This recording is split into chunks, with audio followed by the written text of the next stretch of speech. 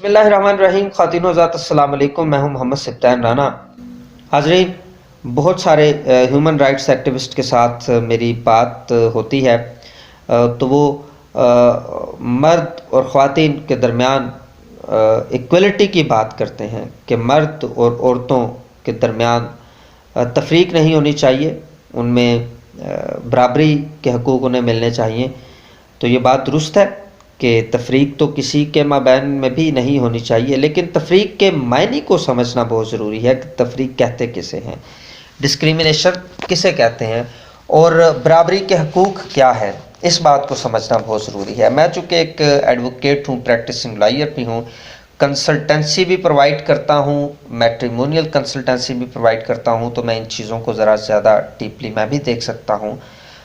تو ان چیزوں کو ڈیپتھ میں جا کے دیکھا اور سمجھنے کی کوشش کی تو مجھے اس بات کا ادراک ہوا کہ شاید ہم جب ایکویلٹی کی بات کرتے ہیں تو ہم ایکویلٹی کے معنی ہی بنیادی طور پر غلط لے لیتے ہیں. اگر ہم ایکویلٹی کے یہ معنی لیتے ہیں کہ سارے کام سب لوگوں کے لیے ہیں تو پھر یہ غلط ہے، اور عام طور پر یہی معنی لیے جاتے ہیں. مثلا اگر مرد ارننگ کر رہا ہے، مرد کے لیے اللہ تبارک و تعالیٰ نے قوام کا لفظ استعمال کیا ہے قرآن پاک میں، یعنی کفالت کرنے والا، تو ضروری نہیں کہ عورت بھی اسی طرح سے ارننگ کرے، معاشی سرگرمیوں میں حصہ لے تو پھر وہ برابری کی سطح کو چھو پائے گی. برابری دونوں کی اپنی جگہ پر ہے، لیکن فطرت نے فزیکل سٹرکچر دونوں کا ڈفرنٹ بنایا اور اس کے ساتھ دونوں کو علیحدہ علیحدہ رسپانسبلٹیز سونپ دی.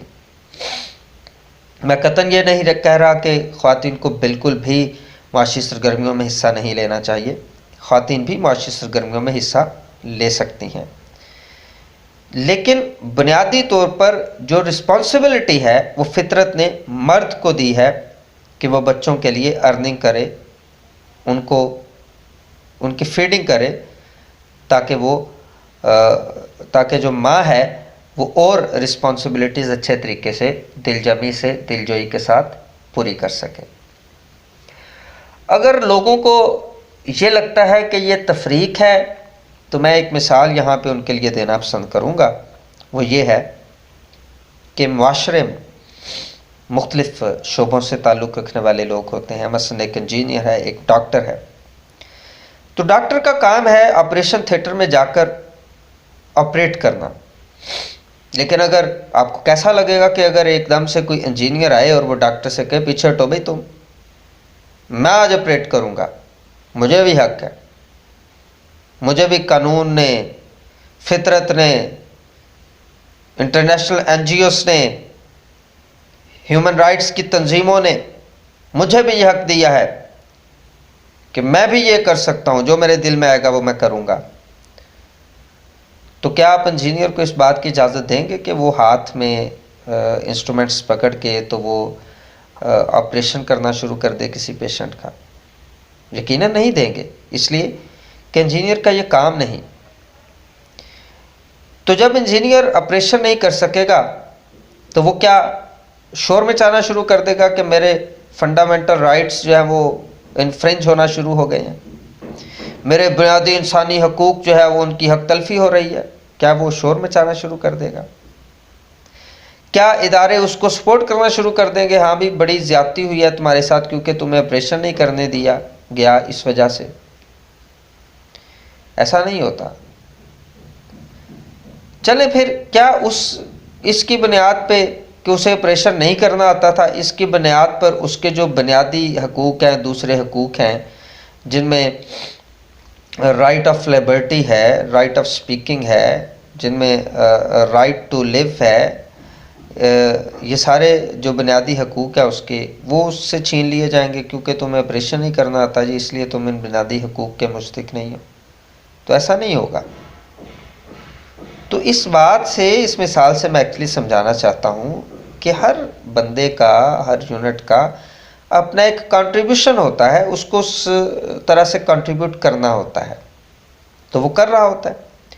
ایک کام ایک بندہ نہیں کر رہا تو اس کا یہ مطلب نہیں کہ وہ اس کے برابری کے حقوق اس سے سلب کر لیے گئے ہیں. بھئی ایک عورت گھر میں خوش ہے، وہ معاشی سرگرمیوں میں اس لیے حصہ نہیں رہنا چاہتی کیونکہ اس کا خاوند جو بھی کماتا ہے وہ اس کی کمائی میں وہ زیادہ سیٹسفائیڈ ہے.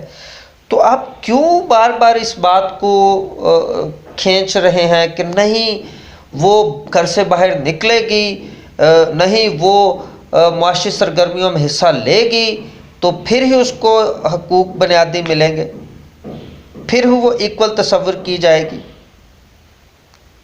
اگر کہیں پہ خدا نخواستہ حالات ایسے آ جاتے ہیں، وہ خاندان، وہ گھر، وہ سمجھتا ہے کہ ان کی فیمیلز کو باہر نکل کے کام کرنا چاہیے، یا کہ گھر کی چار دیواری میں بھی کوئی ایسا کام، پروڈکٹیو کام بعض اوقات کیا جا سکتا ہے جس سے ارننگ ہو سکتی ہے. اگر وہ خاندان یہ سمجھتا ہے کہ وہ اس طرح سے کر سکتا ہے تو آئی ڈونٹ تھنک سو کہ اس کی وجہ سے کوئی برابری کے حقوق سلب کیے جا رہے ہوتے ہیں. یہ چوائس ہوتی ہے، دراصل یہ انسانی حق ہے کہ ہی اور she must be at his her own choice.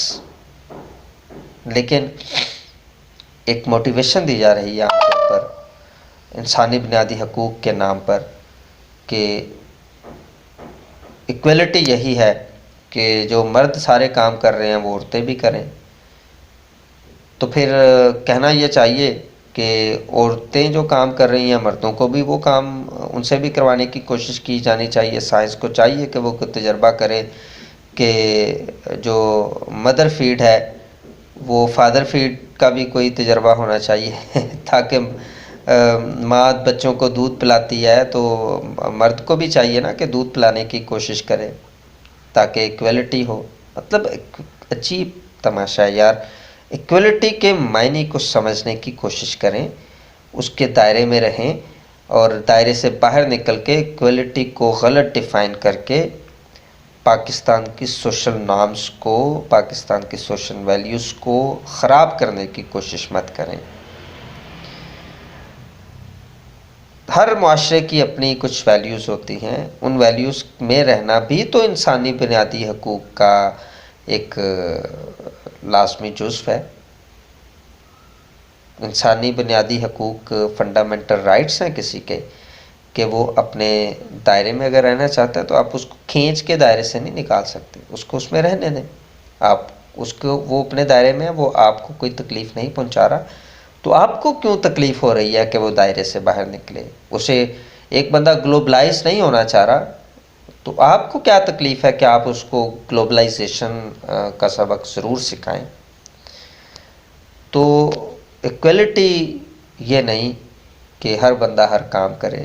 Equality یہ ہے کہ جو جس جگہ پر ہے، جو ذرہ جس جگہ پر ہے وہیں مہتاب ہے، تو ہر بندے کو اس کی جگہ پہ رہنے دیں اور اس کو ڈیو رسپیکٹ اس کی جگہ پر دیں. اللہ حامی و ناصر.